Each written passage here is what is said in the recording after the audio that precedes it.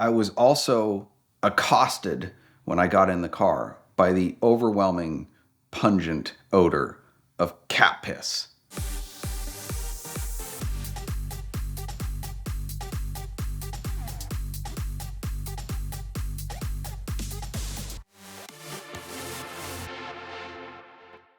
I prefer to buy and sell fairly nice examples of cars. This is not news to you, to anyone.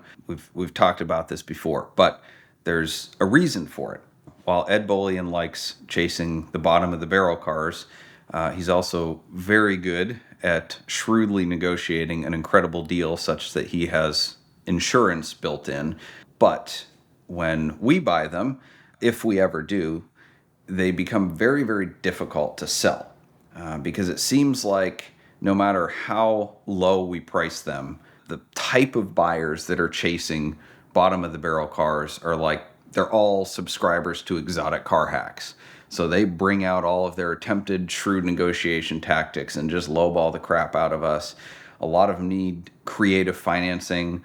A lot of them have trades that they're insanely buried in and they're trying to get out of, and they're just shopping all of the cheapest cars online. So it attracts a clientele that we're not particularly fond of. As much as I recognize the deal sometimes in a higher mileage car that's been taken care of.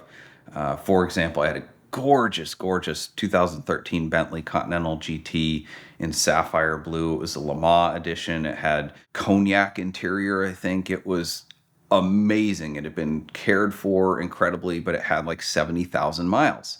It was impossible to sell, but I loved it because it was a great value proposition on a really clean, well-maintained car relative to some low-mileage collector car that wasn't actually any nicer from a mechanical or cosmetic perspective.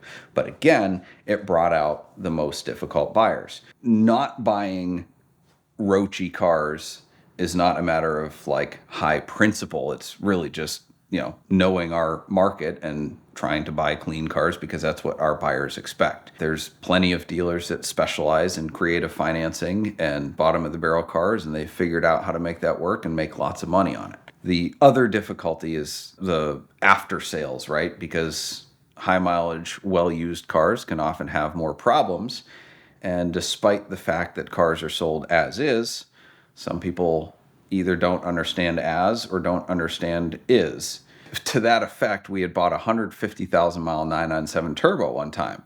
And it was a decent car, but it had great service records. We bought directly from the owner. He gave us all the stuff he had done to it, problems he had had with it. And, 997s are fairly bulletproof cars in terms, the turbos anyway, and the Metzger engine are. And we sold it to a guy. He had a pre-purchase inspection done at a Porsche specialty shop, declined the leak down and compression tests, which we advised. But anyway, he bought it and got a good deal relative to the other cars on the market. And 8 months later, decided to leave us a negative review because we wouldn't buy the car back because it had oil consumption issues. Somehow that was our fault as the used car dealer because we were supposed to, in our infinite knowledge, know that it had had these issues or was going to have those issues, even though he had had an independent inspection done and left them a glowing review about how he had full transparency. He was so confident in knowing what he was getting because he had this inspection. I'm like, okay, well, then it's not on us. So that's one of the many reasons that we don't like to sell higher mileage kind of roachy cars. But every now and then I can't help but like to take a gamble because I look at the deal and I'm like, this should be a no-brainer. And one of those was from my good friend Chris at Boston Motorsports. He got this 2014 GT3 in with higher miles, or maybe it wasn't even high miles. It was just not super clean. And he knew it. He disclosed it fully. And I think he said, I haven't even seen this car, but this car just came in on trade randomly. And it was kind of an odd deal how he got it because the buyer was trading two cars in for one, and it was just a straight even deal. So he said, yep, okay, I'll take it. And then they didn't hear from him for a week. I think he was a Chinese foreign exchange student or something like that. And then just randomly a week later, his two trade-ins showed up at Boston Motorsports on a truck. And Chris is like, okay, I guess the deal's on. So he took some pictures, sent them over to me, and the car was kind of rough, a little more than he had expected, but I'm still like, well, I'm buying it for like 100 grand for a 2014 GT3 in 2021. I'm like, that's a smoking deal. I can sell this thing for 120, no problem. So it shows up. It needs a little stuff, but seems to be mechanically solid. The PDK felt good. Everything shifted good. The engine felt good. There's no telltale signs of anything being amiss. Like the car felt tight. It was just really rough around the edges. I think the guy had tracked it quite a bit.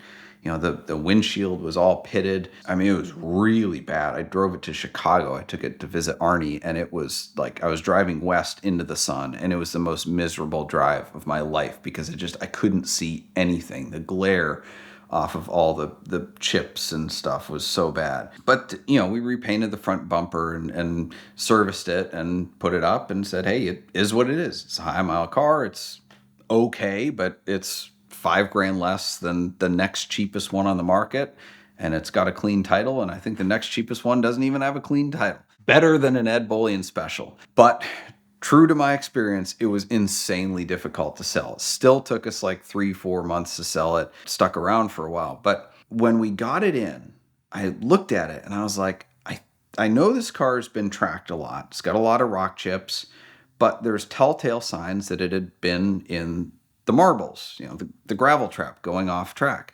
because a couple of the ceramic rotors had a groove in them all around the edge, which is when a rock gets stuck in the pad and, makes a groove in the ceramic rotor. It doesn't, total the rotor out, but it's there and it's annoying.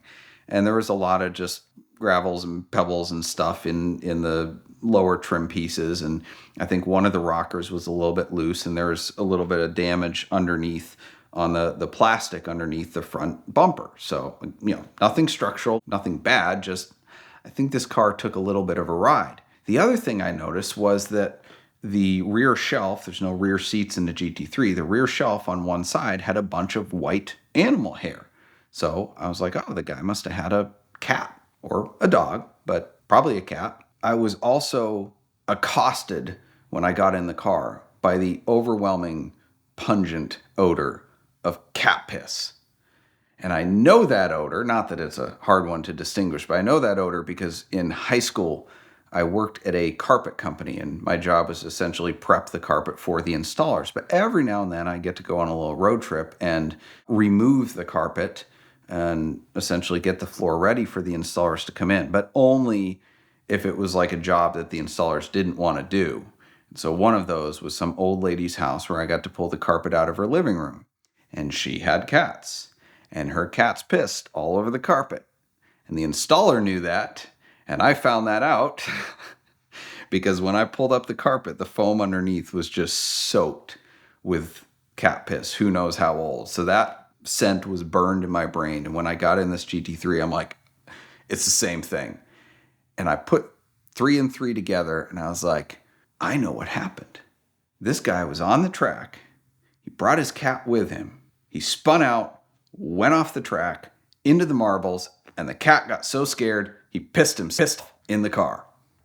So that was the story that I assigned to that car. I'm like, that is what happened, and that's why it smells like that.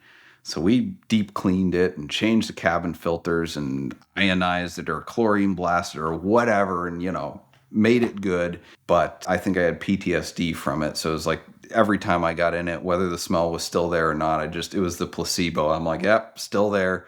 I don't know, maybe it brought back memories of the cat who had peed on my Corvette top. So that was a story that I assigned to that car. But it did find an eventual home. The buyer was very happy with it. Again, full disclosure of what the car was, and the guy got a deal. And we didn't end up making the home run that we thought. I think we made like 3 or 4 grand after all that work and all the inquiries. But I think it actually went to another Chinese foreign exchange student. So full circle. We'd like to thank this month's sponsor of the VINwiki YouTube channel, Minta Watches. We know the world of great cars and great watches tends to overlap a lot, and Minta specializes in remarkable timepieces, both vintage and modern, because they know that great watches also have great stories. So if you're looking for some entertaining and educational watch content, be sure to check out Adam's YouTube channel. And if you're in the market for a watch or you just want to learn more about watches, be sure to reach them at the link in the description below. They'll take great care of you.